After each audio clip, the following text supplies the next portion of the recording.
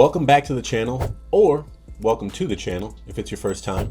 My name is Shawn King, and I create educational content around the idea of helping you master your money so you can create tough money habits.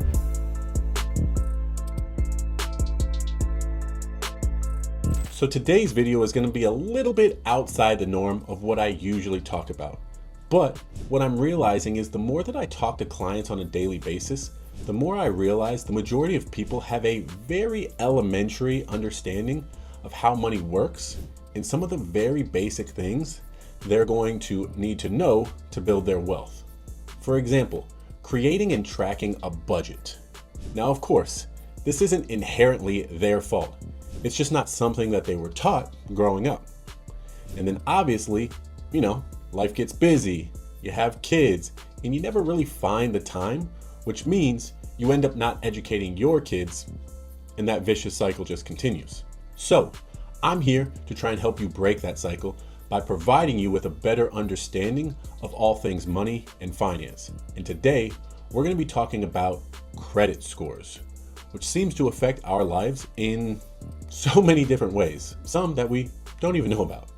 So if you're trying to build your credit score, or you're just trying to figure out why your score just dropped 50 points out of nowhere, then this is the video for you. Today, we're breaking down 10 things that actually impact your credit score, some obvious and some might surprise you.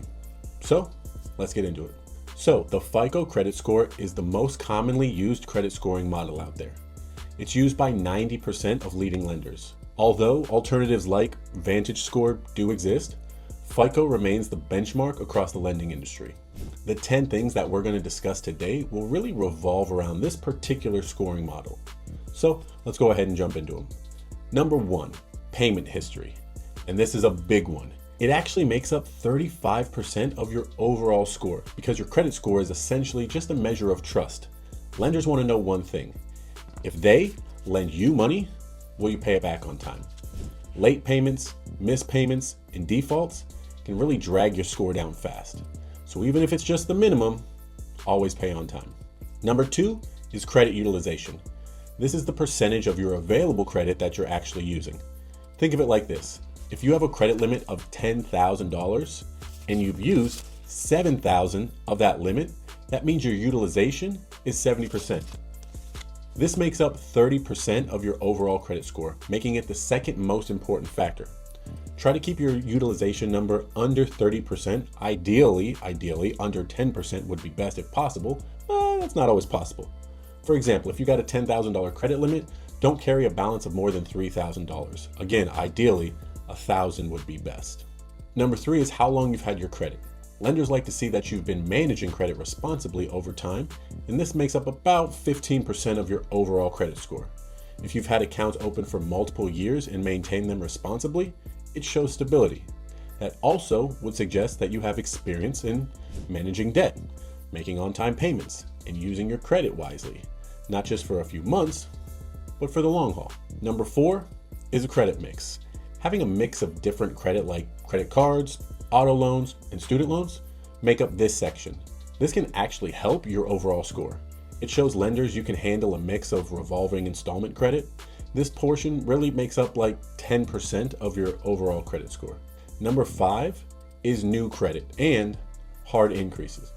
When you apply for new credit, whether it's a credit card, a car loan, a mortgage, the lender pulls your credit report to assess the risk. That's what's called a hard inquiry. And each one sends a little ripple through your credit score.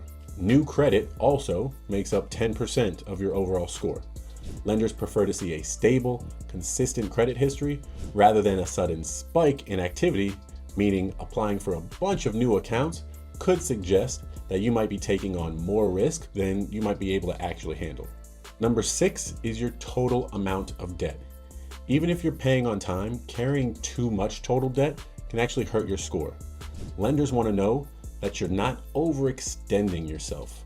The last thing they want to do is send it to collections. They want you to keep paying. Number 7 is closing accounts. Believe it or not, closing an account, especially one with a high limit or a long history, can actually cause a dip in your score. It shortens your credit history and it may impact your credit mix overall. as well as raising your utilization. I've personally closed cards before, but you definitely want to be aware of what you're doing. Number 8 is credit errors.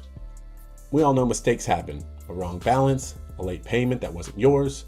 It can really mess things up though. You want to check your credit report at least once a quarter, which you can do for free on sites like nerdwallet.com or on other online sites like annualcreditreport.com.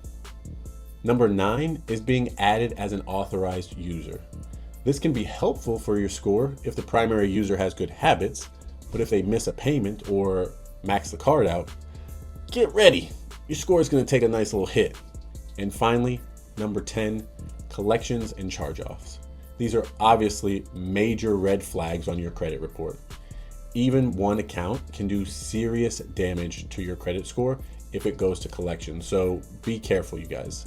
This can be one of the most detrimental things to happen to your credit score. So again, make sure you check your credit report frequently so you don't happen to miss something important. If you have a charge-off or something happens, it's not the end of the world. You can build your credit back up. But there you have it, you guys. 10 things that can impact your score. Remember, credit scores are not about perfection. They're about progress. If you've made some mistakes, which I'm sure we all have, it's not too late to recover. Just start with one habit, like checking your credit report on a regular basis, and stick with that. Don't forget to celebrate the small wins, you guys. Just because your credit score is jacked up right now, doesn't mean it has to stay that way. All right, guys, if you feel like you got some value from this video, please be sure to smash that like button.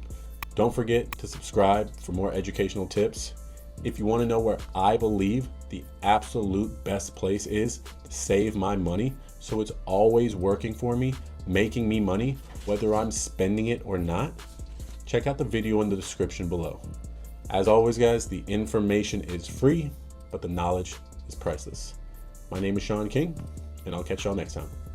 Peace.